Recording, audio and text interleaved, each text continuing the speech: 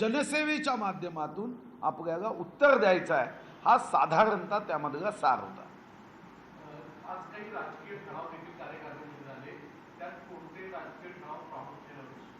साधारणतः एकूण असणाऱ्या देशाच्या राजकीय क्षेत्रामध्ये जे स्वार्थासाठी पक्ष जन्माला आलेत, ज्यांचा विचार हा देशहितापेक्षा व्यक्तिगत स्वार्थाचा आहे, त्याविरुद्ध एक राजकीय प्रस्ताव मांडण्यात आला. ज्या राजकीय प्रस्तावातून शुद्ध 24 कॅरेटचं राजकारण करणारे व जनतेला भूल थापा देऊन सत्ता प्राप्त करण्याचा स्वार्थ साधणारे, या संदर्भातली खरी ओळख ही लोकांना व्हावी या दृष्टीने गावागावापर्यंत सरकारच्या योजना, शेतकऱ्यांच्या संदर्भात घेतलेले शेतकऱ्यांच्या बाबतीतले निर्णय, गोरगरिबांच्या गरीब कल्याण योजना या लोकांपर्यंत कार्यकर्त्यांनी पोचवाव्यात, त्याची माहिती पोचवावी. अन्यथा काही या देशातील चकवे जे भाष्य करताना याची जाणीवही ठेवत नाही की आपण काय बोलतोय. म्हणजे काही राजकीय पक्षाचे नेते असं सांगायला लागलेत की आमचं सरकार आलं तर आम्ही पेट्रोलचा टॅक्स 50 रुपयांनी कमी करू. खरं तर यांच्या बुद्धीची कीव केली पाहिजे, कारण केंद्राचा टॅक्स हा 32 रुपये 90 पैसेच आहे. म्हणजे मुद्दल ज्या खरेदी किमतीमध्येही आम्ही सूट देऊ, अशा ज्या बिंडोक कल्पना काही नेते काढतात, यांच्या हाती देश कधीच सुरक्षित राहू शकत नाही, ज्यांना साधं अर्थशास्त्र समजत नाही. इंधन दरवाढीच्या संदर्भात जी आवई उठवण्यात आली की अगं केंद्र दोषी आहे, केंद्राचा टॅक्स 32 रुपये 90 पैसे, राज्याचा बरोबरीने तितका टॅक्स असतानाही राज्य मात्र आपली जबाबदारी घ्यायला तयार नाही. जीएसटी मध्ये डिझेल पेट्रोल आणावं असा प्रस्ताव जीएसटी कौन्सिलचा होता. तिथेही स्वार्थासाठी राजकारण करणाऱ्या राजकीय पक्षांनी जनतेला न्याय देण्याच्या ऐवजी त्याला विरोध केला. अशा अनेक राज्याच्या जबाबदाऱ्या पूर्ण न करता केंद्रावर बोट दाखवायचं, नावं बोट ठेवायचे, असं हे स्वार्थी आणि शूद्र राजकारण या विरोधात या संदर्भामध्ये राजकीय प्रस्ताव व समारोपामध्ये कार्यकर्त्यांनी येणाऱ्या प्रत्येक क्षणी पूर्ण शक्तीने तयार असावं अशी अपेक्षा त्यामध्ये व्यक्त करण्यात आली.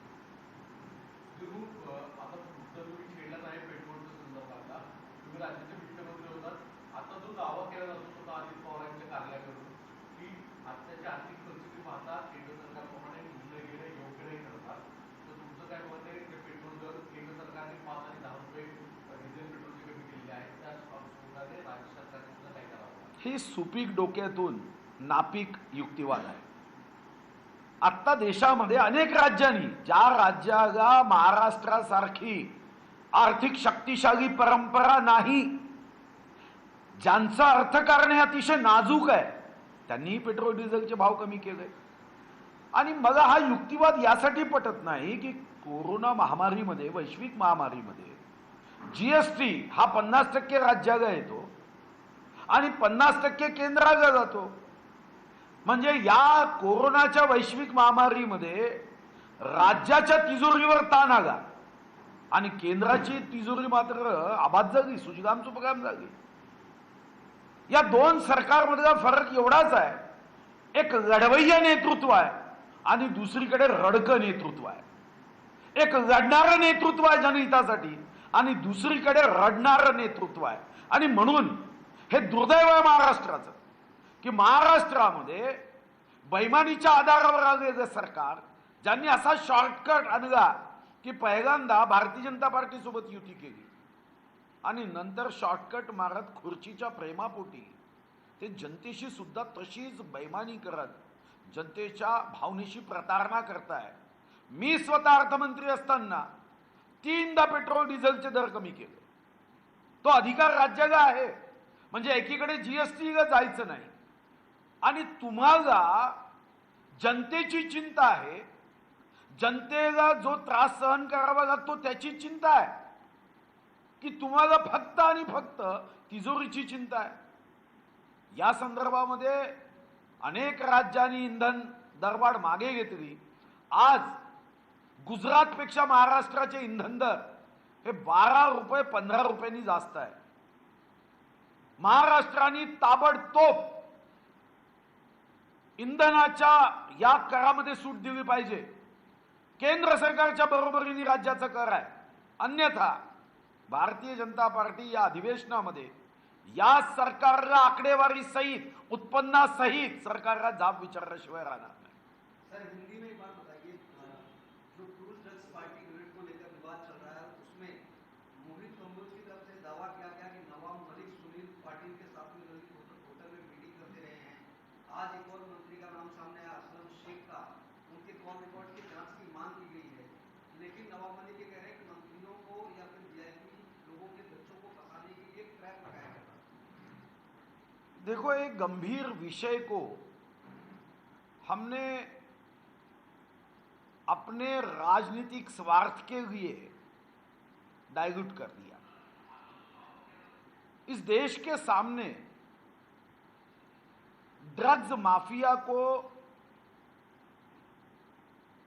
कड़ी से कड़ी सजा होने के लिए या ड्रग्स से युवा पीढ़ी सेवन करने से बचने के लिए कांग्रेस सरकार के समय एनसीबी का जन्म हुआ.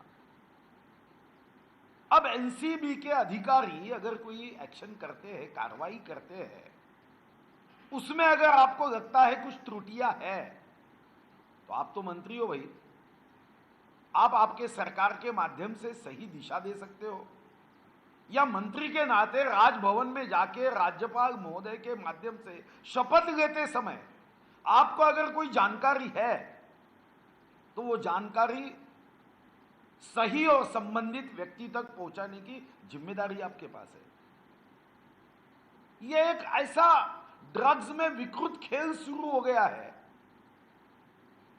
कभी 365 दिन मंत्री की जिम्मेदारी, यह अगर कहीं पे उन्हें कोई दोष नजर आता है तो वो दोष दूर करने की एक्शन उनसे हमें प्रतीक के रूप में देखी जाती थी. आज मंत्री पत्रकार परिषद ले रहे, खुद ही न्यायाधीश बन गए हैं, खुद ही वकील बन गए हैं. अब यह नई जिम्मेदारी मंत्री के ऊपर आ गई है. वही कहते हैं कि शाहरुख खान के बेटा निर्दोष है. यह तय करने का अधिकार हमारे देश का संविधान उन्हें नहीं देता. और उनके पास अगर कोई ज्यादा की जानकारी होगी, कोई आम आदमी जो मंत्री नहीं है वो प्रेस कॉन्फ्रेंस लेकर कुछ जानकारी दे तो मैं समझ सकता हूं, मगर मंत्री के नाते अगर आपके पास कुछ जानकारी है तो आप एनसीबी के पास जाइए. आप सीबीआई की तरफ राज्य सरकार मंत्रिमंडल का एक प्रस्ताव करके सीबीआई की जांच को भी आमंत्रित कर सकता है. आप कोई सुप्रीम कोर्ट के निवृत्त न्यायाधीश की चौकसी लगा सकते हो. सरकार का अधिकार है. रूल्स ऑफ बिजनेस, मंत्री ने कैसे बर्ताव करना चाहिए, मंत्री के क्या अधिकार है, उनकी नैतिक जिम्मेदारियां क्या है, उनके कर्तव्य क्या है. अब तो आने वाले दिनों में ये मंत्रियों की परीक्षा लेनी होगी कि रूल्स ऑफ बिजनेस कभी पढ़े या नहीं. प्रेस कॉन्फ्रेंस लेके कोई एक विकृत भरे ड्रग्स व्यवसाय के बारे में आपके पास अगर कुछ जानकारी है तो वो जानकारी पत्रकार परिषद के माध्यम से नहीं तो वो सही व्यक्ति तक, सही विभाग तक पहुंचाने की जिम्मेदारी है. अभी ये मुझे लगता है कि महाराष्ट्र विकास की राजनीति को छोड़कर विकृति के राजनीति की ओर चल पड़ा है. सर, असलम शेख का नाम है क्या? असलम शेख की जांच की मांग बीजेपी करती है क्या? क्योंकि असलम शेख का इस मुद्दे पर अनुराग पटेल आज उन्होंने बात करने से मना किया. देखो, मैं कोई व्यक्ति विशेष की जांच की मांग नहीं करूंगा क्योंकि मेरे पास कोई सबूत नहीं है. मगर जिनको जांच का अधिकार है, जिनके पास इस बारे में कोई जानकारी है, तथ्य है, वो जिनकी आवश्यकता है उनसे जानकारी ले और हमारे देश का जो सच्चाई का मार्ग है उस सच्चाई के मार्ग पे वो आगे बढ़े। आदमी छोटा हो या बड़ा हो, वो कोई पार्टी का कार्यकर्ता हो या पार्टी का बड़ा नेता हो, गलत काम करेगा तो हमारा संविधान ये कहता है कि उसे छोड़ना नहीं चाहिए। हा प्रश्न आहे की राज्यातल्या कॅबिनेट मंत्र्यांसारखा मोठा नेता थेट भाजपाच्या विरोधी पक्षनेते देवेंद्र फडणवीस त्यांच्या पत्नी इथपर्यंत मदत मारतात आणि आज परत उल्लेख करतात की मला भाजपाच्या विषयी राग नाही आहे, तर एका अधिकाऱ्याविषयी किंवा त्या कार्यव्यवस्थेविषयी राग आहे। मग यापूर्वी प्रेस कॉन्फरन्स घेणं, त्याच्यामध्ये थेट कुठल्या व्यक्तीचे आरोप कोणतेही पुरावे नसतात सादर करणं, या संदर्भात तुमची प्रतिक्रिया काय आहे? नाही, या संदर्भात तर मला व्यक्तिगत रीतीने वाटतं की विश्वरत्न भारतरत्न महामानव डॉक्टर बाबासाहेब आंबेडकरजींनी घटना समितीच्या माध्यमातून या संदर्भात जे कायदे केले तेव्हा घटना समितीला असं वाटायचं की साधारणतः राजकीय क्षेत्रात काम करणारे लोक हे कोणताही आरोप करताना त्या संदर्भातला पुरावा सादर करतील। आश्चर्य या गोष्टीचं आहे की 28 नोव्हेंबर 2019ला हे सरकार आलं आणि आज आरोप करताना हे सरकार सोयीस्करपणे हे विसरलात की 4 वर्षापूर्वीच्या घटनेची माहिती असताना सुद्धा 4 वर्ष जर एखादा मंत्री ही माहिती दडवून ठेवत असेल किंवा सरकार तुमचं आहे, जोपर्यंत शाहरुख खानच्या ड्रग्सच्या संदर्भात पकडलेल्या या केसची माहिती किंवा ड्रग्जमध्ये तो आरोपी होत नाही तोपर्यंत ही माहिती दडवून ठेवणं हाही मोठा गुन्हा आहे। मंत्री असताना पुरावे नसताना अशा पद्धतीने आरोप करणं, अरे ज्याची माहिती तुम्हाला 4 वर्षांनी होते, 4 वर्षापूर्वी जर एखाद्या वेळी चुकून असा कोणी व्यक्ती असेल की ज्या व्यक्तीचा या गाण्याच्या संदर्भात त्या ठिकाणी त्यांनी काही असिस्टंट डायरेक्टर म्हणून किंवा कोणत्या पदावर काम केलं असेल, याची माहिती संबंधितांना असण्याची आवश्यकता असत नाही।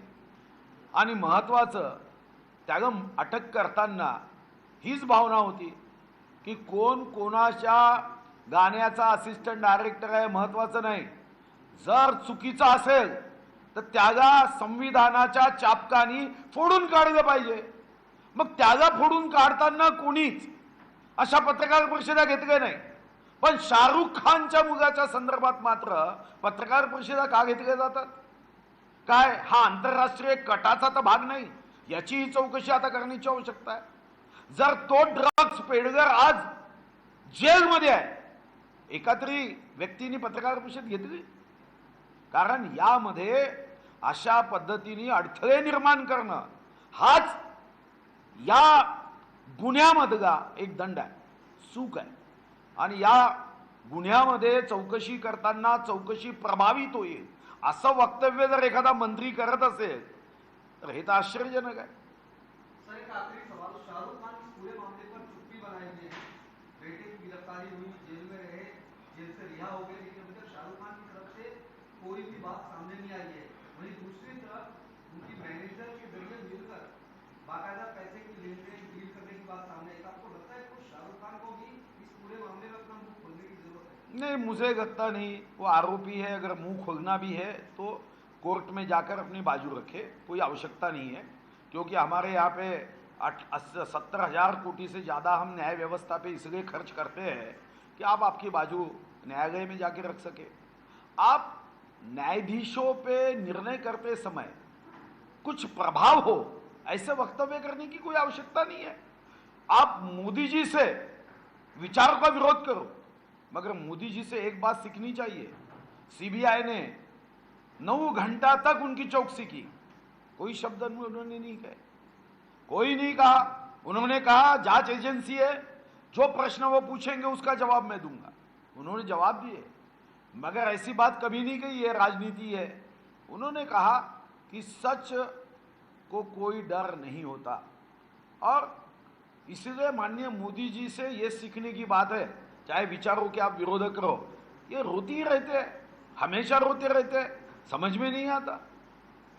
सुधीर भाऊ, आज संजय राऊत यांनी भाजपवर टीका केली आहे। भाजप नेते सातत्याने तुरुंगात टाकण्याची धमकी देतात, मग